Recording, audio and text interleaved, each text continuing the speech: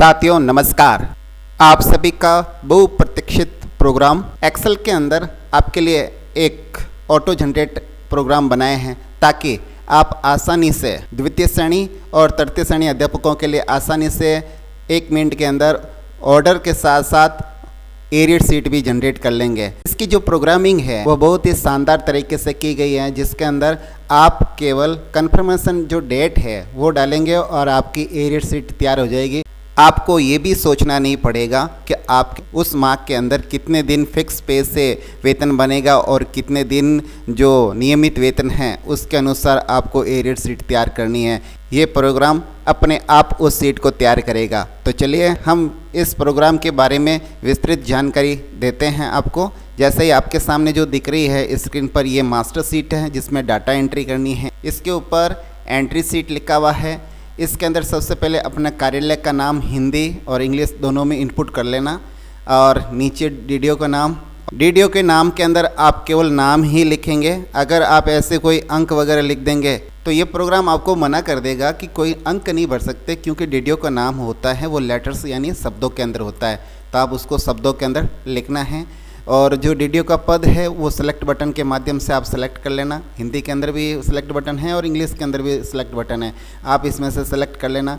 आगे जो मकान किराया दर है वो ग्रामीण क्षेत्रों में 8% और उसके अलावा राजस्थान के जो 5 बड़े शहर हैं वहाँ 16% है। तो उसके अनुसार यहाँ आप लिख लेना 8 या 16, जो भी आपके लागू हो वो लिख लेना। उसके बाद जैसे ही आप कीबोर्ड के टैब बटन से आगे बढ़ेंगे तो ये आपको वही ले जाएगा जहाँ सीट अनलॉक है, यानी सफ़ेद कलर की सेल के अंदर आपको एंट्री करनी है। इसके इतर आपको कहीं पर एंट्री करना नहीं है और न ही होगी, क्योंकि ये पूरी सीट लॉक है और आपके लिए जहाँ जहाँ एंट्री करनी है वो कॉलम अनलॉक किए हुए हैं। और ये अनलॉक आपको कैसे मालूम चलेगा? जैसे जैसे आप अपने कीबोर्ड के टैब बटन को प्रेस करेंगे वैसे वैसे ये कर्सर आगे बढ़ता रहेगा जहाँ सेल अनलॉक है। जैसे मेरा फर्स्ट रो के अंदर पहली सेल के अंदर मेरा कर्सर है, जैसे ही मैं टैब बटन प्रेस करूँगा तो आगे बढ़ता जाएगा ये, और वहाँ आप एंट्री कर सकते हैं। जैसे ये पहले एंट्री कर रखी है, यहाँ पर मैं जैसे ही 2 या 3 लेटर टाइप करूँगा तो क्रम संख्या अपने आप स्वतः आ जाएगी, आपको ये भी लिखने की ज़रूरत नहीं है। अब जो पद है वो भी ड्रॉप डाउन लिस्ट से सिलेक्ट करना है। आपको लिखना तो ज़्यादा कुछ है ही नहीं, क्योंकि ड्रॉप डाउन लिस्ट बनी हुई हैं जगह जगह, आप उसमें से सिलेक्ट कर ले। जैसे अध्यापक तृतीय श्रेणी लेवल 2 है तो ऊपर वाला, और तृतीय श्रेणी लेवल 1 है तो नीचे वाला ऑप्शन आप सेलेक्ट कर ले। और उसके बाद आप आगे बढ़े। यहाँ पर आपको डेट ऑफ बर्थ लिखनी है। ये डे MM और YY 4 बार, जो YY इस प्रकार है। इसके अंदर ये सेल फॉर्मेट की हुई है, तो आप कैसे भी लिखेंगे। जैसे मैं यहाँ 1:90 करता हूँ, तो जैसे ही मैं टैब बटन से आगे बढ़ूँगा ये अपना आप इसको सेट कर देगा, इसको डे MM और YY के अंदर सेट कर देगा। और पदस्थापन स्थान तभी ही लिखना है जब आप PO के अधीनस्थ स्कूल में हैं और वहाँ पर पदस्थापन है उसको लिखना है। अन्यथा अगर आप प्रिंसिपल के अधीनस्थ हैं, आपका विद्यालय प्रिंसिपल कार्यालय ही है तो लिखने की जरूरत नहीं है। और यदि आप PO अधीनस्थ विद्यालय के अंदर पदस्थापित है तो इस कॉलम के अंदर आपका पदस्थापन स्थान लिखना है। उसके बाद जो प्रथम कार्यग्रहण तिथि है वो लिखनी है आपको। उसके बाद में जो स्थायीकरण तिथि यानी आपका जो कन्फर्मेशन हुआ है उस डेट को लिखना है। उसके बाद में पे मैट्रिक्स के अनुसार जो लेवल 10 है आपकी, जैसे ही आप 10 लिखेंगे अपना आप ये L10 कर देगा। उसके बाद में निर्धारित वेतन फिक्सेशन सैलरी, यहाँ पर आपको 33,800 लिख। तृतीय श्रेणी अध्यापकों के पे मैट्रिक्स के अंदर जो पहली स्टेज है वो 33,800 है। उसके अनुसार आपका जैसे ही फिक्सेशन होता है, फिक्सेशन डेट से आपका वेतन 33,800 होगा, वो लिखना है। उसके बाद में आपको एरियर किस माह से बनाना है। जैसे मान लीजिए आपका कन्फर्मेशन डेट 29/9/2020 यानी ये सितंबर माह का है, तो आप यहाँ सितंबर से एरियर बनाना शुरू करेंगे। हो सकता है एक दिन भी हो चाहे 30/9/2020, यानी आपको सिर्फ एक दिन का भी बनाना है तो आप यहाँ पर जो माह है वो सितंबर सेलेक्ट कर लेना, वो एक दिन का भी एरियर आपके बन जाएगा। पीछे इतनी प्रोग्रामिंग की हुई है कि आपको यहाँ पर केवल एक तो ये कन्फर्मेशन डेट ये सही लिखना, और दूसरा यहाँ किस माह से किस माह तक आपका एरियर बनाना है। बस इन 3 सेलों से ही पीछे आपकी एरियर सीट जनरेट हो जाएगी और आपका जो वेतन निर्धारित है वो 33,800 है, इससे वो कैलकुलेशन करेगा। उसके बाद में आपके आगामी वेतन वर्दी ये तो 1/7/2021 है, और उसके बाद पूर्व में जो वेतन फिक्स था वो तृतीय श्रेणी अध्यापक के लिए जो L10 के अंदर है उसके 23,700 था, तो उसके अनुसार ये फिलिंग कर लेनी है। अगर इनकम टैक्स आपको कटवाना है तो ही इसके अंदर एंट्री करें, नहीं तो इसको खाली छोड़ देवें। इस प्रकार एक अध्यापक के लिए मात्र 12-13 कॉलम्स है, इस कॉलम के अंदर आपको एंट्री करनी है और बाकी का काम ये प्रोग्राम अपने आप करेगा, आपको अब कुछ नहीं करना है। आप जैसे ही ऑर्डर देखेंगे, ऑर्डर तैयार है पीछे, जैसे मान लीजिए आप पीओ अधीनस्थ कार्यालय के अंदर है तो आपका पीओ के माध्यम से ऑर्डर जनरेट होगा, तो आप इसके अनुरूप ये ऑर्डर आप प्रिंट कर लेवें। और इसके अंदर ये ऊपर वाला जो कार्यालय आदेश है ये अनलॉक रखा गया है ताकि आप इसके अंदर संशोधन कर सकें, आपका जिला का नाम, आपका ऑर्डर क्रमांक, दिनांक वगैरह, जिस दिनांक को आपका आदेश क्रमांक जारी हुआ है, ठीक उसके अंदर लेवल तो कर रखा है, इसमें आपको कोई दिक्कत नहीं। बाकी लैंग्वेज वही रहेगी। इसके अंदर आप मोटे तौर पर आदेश क्रमांक और दिनांक तथा जिला, जिस जिले से ये आपका आदेश जारी हुआ है वो चेंज होगा, बाकी तो लगभग सेम रहेगा। यहाँ पर जो ऊपर कार्यालय का नाम ये पीछे जो अपने मास्टर पर भरा है उसके अनुसार आ जाएगा। यहाँ पर जो आदेश क्रमांक है वो आप चेंज कर सकते हैं, ये अनलॉक छोड़ा हुआ है। उसके अलावा नीचे ये तो लॉक रहेगा क्योंकि ये पीछे से एंट्रियाँ आ रही है। नीचे वाला ये पूरा ही पर्सन ये अनलॉक है, यहाँ पर आप अपनी सील बना सकते हैं स्कूल की। यहाँ पर जो प्रतिलिपि है वो भी चेंज कर सकते हैं, और जो आपका उपकोष है उसको भी आप चेंज कर सकते हैं, कार्यालय आदेश को चेंज कर सकते हैं, ये सब अनलॉक है। और ये जो बीच का जो भाग है ये लॉक है क्योंकि ये पीछे से मास्टर से डाटा आ रहे हैं।